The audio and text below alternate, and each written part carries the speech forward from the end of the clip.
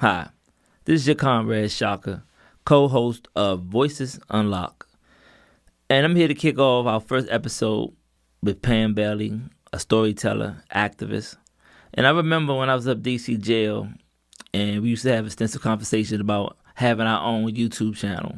And I remember I used to idolize Petey Green. Matter of fact, I still idolize Petey Green. And I used to have these visions in my head of me being a sort of Snoop Dogg and you being the Martha Stewart of criminal justice reform. And now, lo and behold, look, we finally famous. Yeah, and it was really just a joke then. Right. But dreams can come true. That was around the time I was co-founding More Than Our Crimes, the nonprofit that's producing this podcast, with Rob Barton, who's here with us in spirit. He's a D.C. resident who's been incarcerated since just 2 months past his 16th birthday. He's 42 this year. What most people don't know is that D.C. doesn't have its own prison. It used to, but it doesn't anymore. So all district residents who are sent to prison are sent into the federal system. And you know that very well, Shaka, which means they're all over the country. All over. But I had the chance to meet Rob because he had come back to the D.C. jail for a hearing. And so we met through this sort of pen pal relationship, and I recognized in him this fellow storyteller, and there were stories about the people, you hear they're labeled, you hear they're a violent crime or murder or something else, and you don't know the person behind it. And I wanted to get those stories out. Rob's is just one of them, and he's introduced me to so many since then.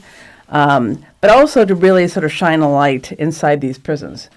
And so that's how we first got started. I talked to him recently about this. I'm going to share some of that interview, but it's important to clarify. One thing you're going to hear Rob talk about is he uses the word jail. Sort of the first time when he starts talking about being in the jail and feeling human again, that's when he's in the D.C. jail. Right. Because it's in the middle of the city, a lot of people are watching it.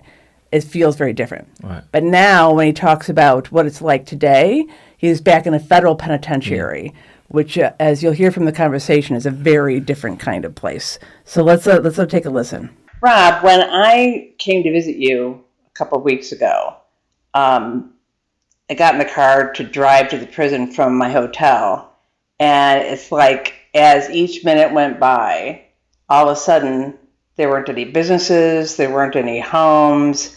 It got more and more sort of rural and desolate feeling, and twists and turns in the road. And I actually realized why when I'd gone into a store the evening before, the cashier didn't even know there was a prison in her town. And I began to realize why that was. And it just made me think, this is why people are really unaware. I mean, they don't even have the opportunity to care about what's happening in prison because they don't see you. So I'm just sort of wondering, how does that feel for you? How does that manifest for you in the prison? Well, now that you say that, and just to think, it makes us feel like, I can barely see a tree where I'm at, right? They walls around the jail, and then they gates, we can't even see the gates. So all I can really see is the sky in the penitentiary. So it makes me feel like invisible, and that I can't reach out to nobody for help. So like one of the things that I realized while I was up at the jail, and that's why I always say that it rehumanized me, was that, like you had government officials coming in the jail, you had people coming in where you could shake their hand or you could talk to them and tell them about what's going on with you. You had mental health counselors that was really investing in helping you. You had people outside politicking in the parking lot about prison conditions. And here, none of that goes on. Nobody barely comes in this jail. And what it makes it seem like is that like you have no recourse for nothing. And that whatever the officer does or whatever happens in here, you don't have no fight.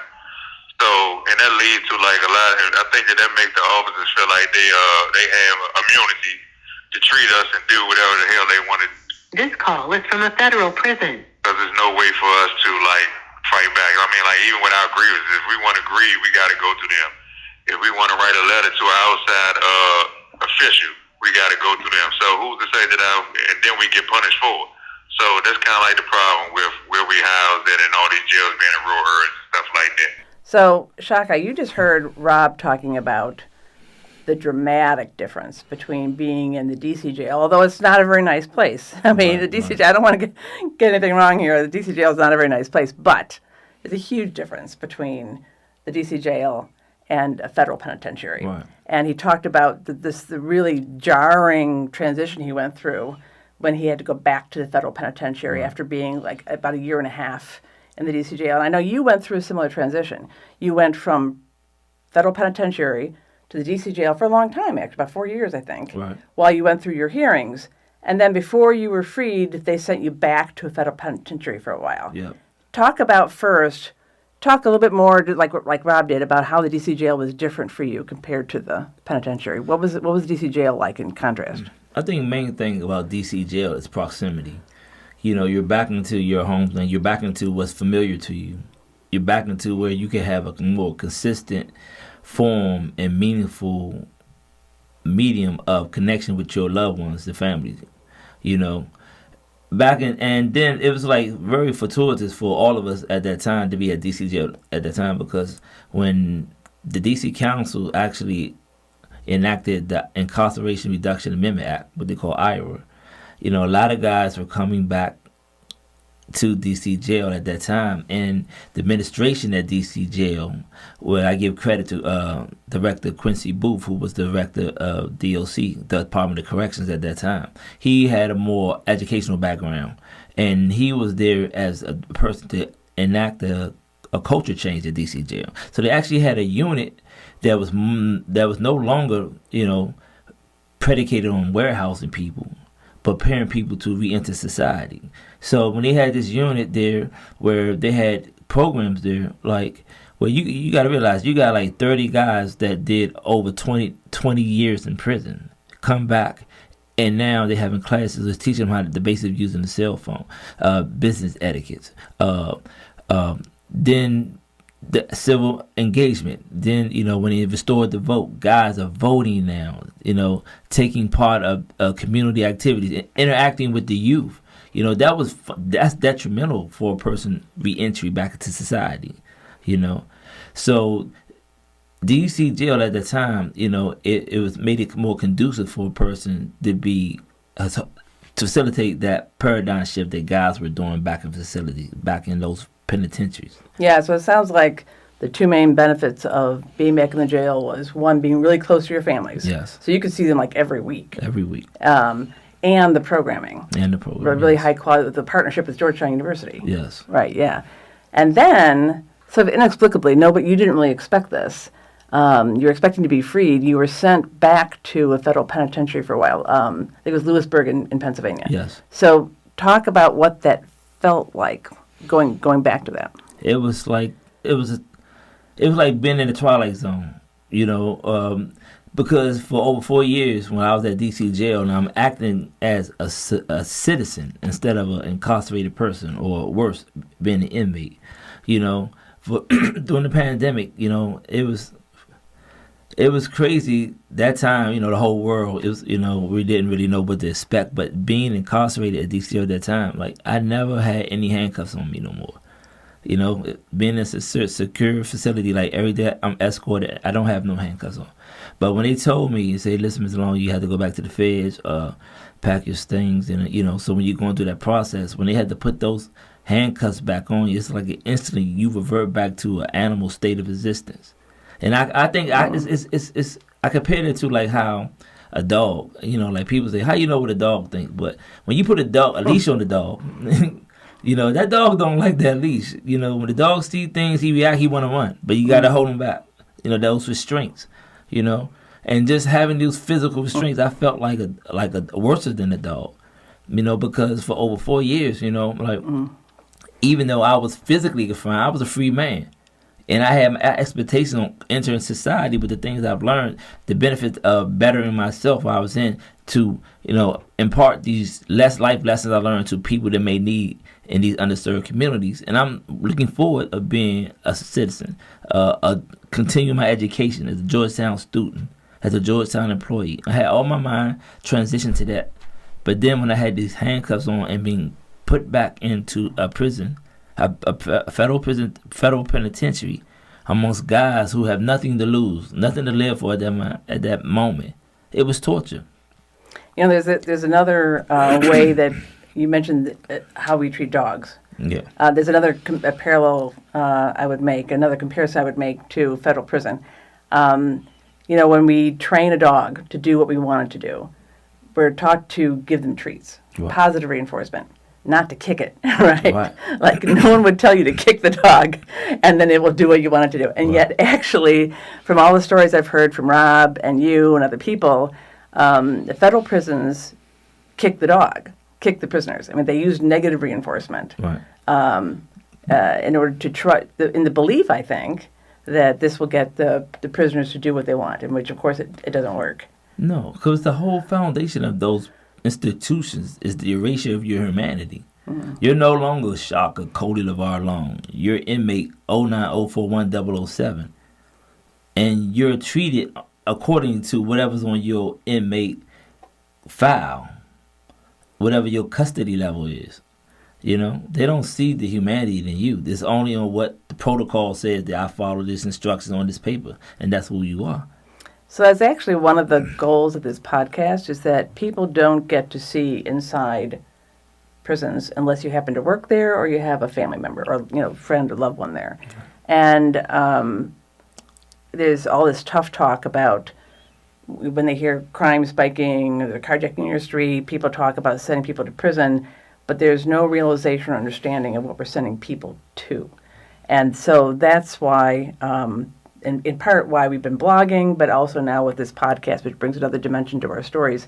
So I asked Rob, again in our conversation, we'll play a little bit more of this for you, about what he thought what going past just words on screen and actually being able to hear a voice will do, both for the public and for the people inside. So let's hear a little bit more of that. Well, you know, that's why we decided to call this podcast Voices Unlocked.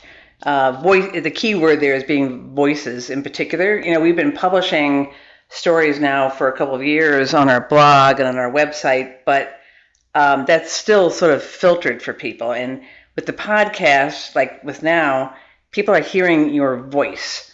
And I'm just sort of wondering, what difference do you see in that now people can hear you and not just read the words that I report? Well, it's almost like you're lowering the walls, or you're knocking down the walls of the prison that we just talked about that makes me feel invisible. And I think that what it does is it humanizes the person behind the numbers that they hear about. So to most people, we just a prisoner. But when you hear the person's voice, when you hear what the person is struggling with and things of that nature, when you hear our stories, some people can identify with them. And when you identify with it, then that humanizes us to the person. It makes us real, and it makes them be able to basically like understand what we're going through and maybe want to do something about it.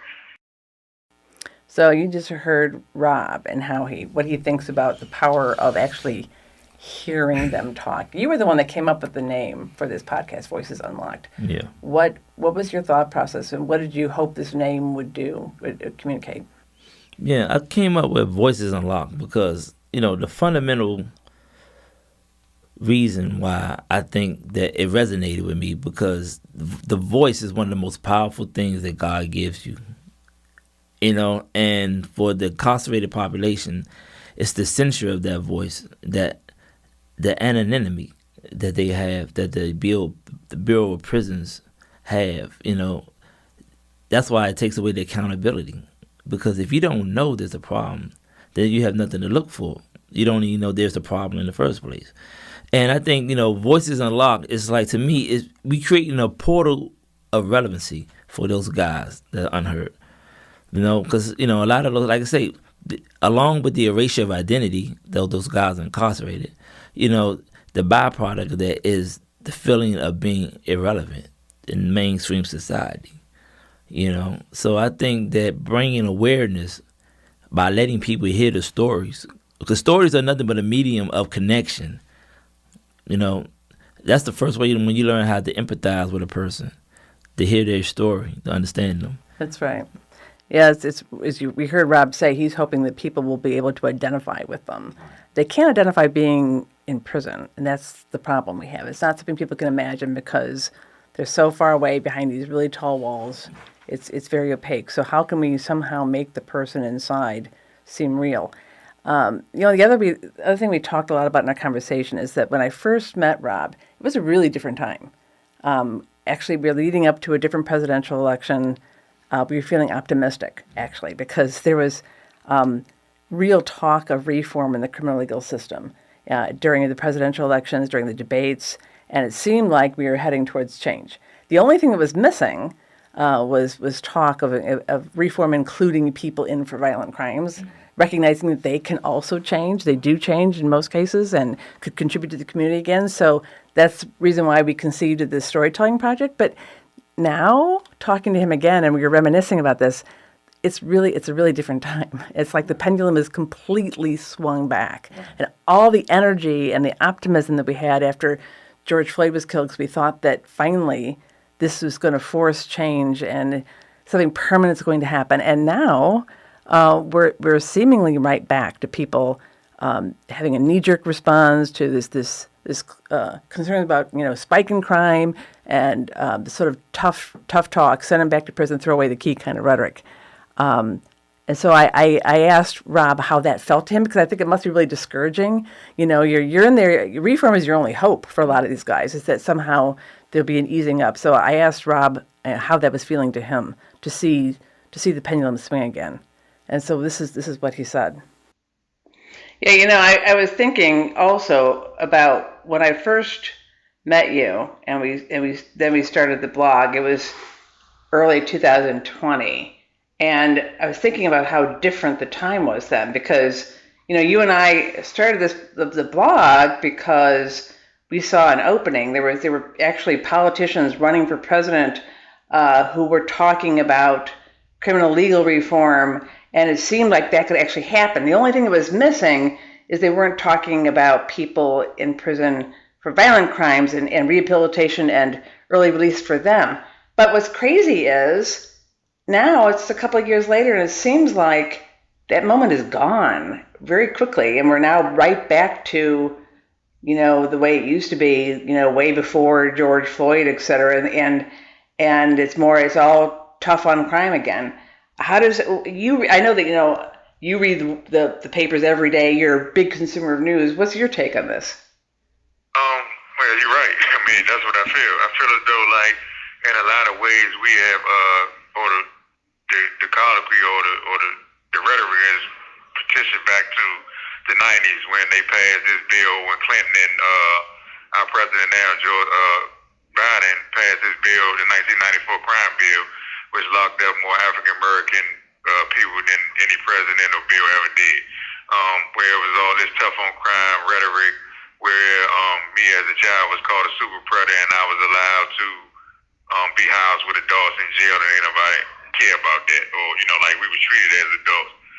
We was locked in our cells, and just stuff like that. It was just like a horrible time.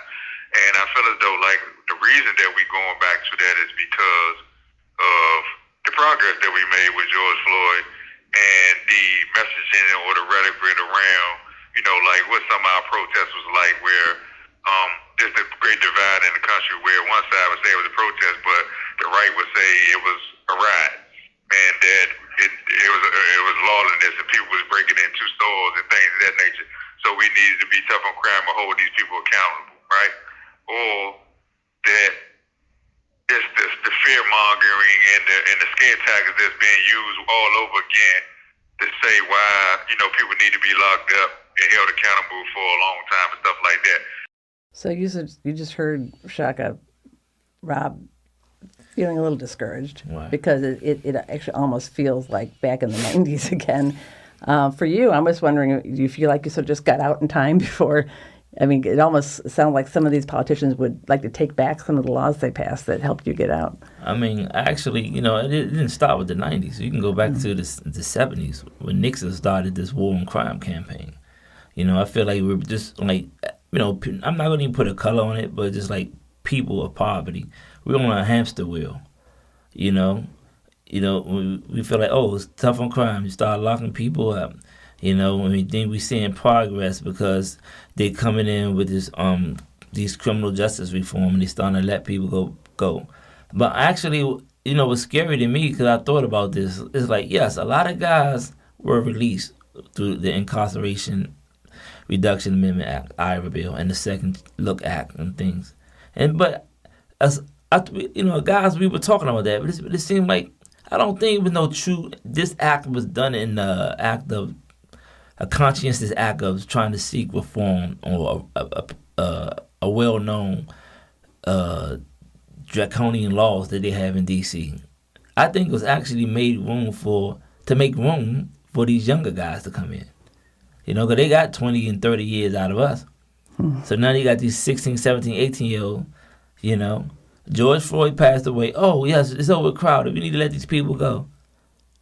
And they let a few thousand people go. But now we're back. Oh, it's up in crime. We made a mistake. We got to reallocate. We need more law enforcement. We need to get more stuff. We need to get more harsh, on crime. At 18, I was sentenced. I was at 20 years old. I was sentenced to life without parole. That's the harshest penalty that a person can get aside from the death penalty. Actually, it is a death penalty. It's a death in jail, death in prison penalty. And yet still you got 18-year-olds committing these offenses. They always focuses on they always focus on what these young people are doing. They never focus on why these things are doing. So these things are still in existence from the 70s to the 80s to the 90s to the 2000s to the 2020s. And now we're talking about, yes, there's wrong. There's a mass incarceration. We made a mistake. But now we're going right back to even Mayor Bowser. She had an opportunity to truly show that we're invested on correcting some of these wrongs that happened. But yet, it didn't happen. So I understand what Rob is going through. What would you say? I mean, I think one of the toughest things is that when the crime happens, when somebody is killed or carjacked or whatever, some grievous harm is done, in the moment, there's this natural reaction to, and look, it's terrible, right? Right. Anytime anybody is killed or wounded or property is significantly damaged, it's obviously traumatic for somebody.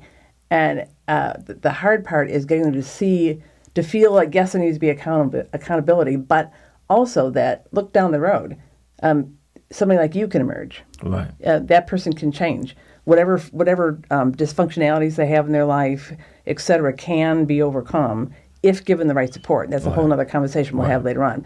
But what would you say to somebody now, like maybe who is watching what seems like a horrible crime occur, and maybe the natural instinct is to say, throw away the key.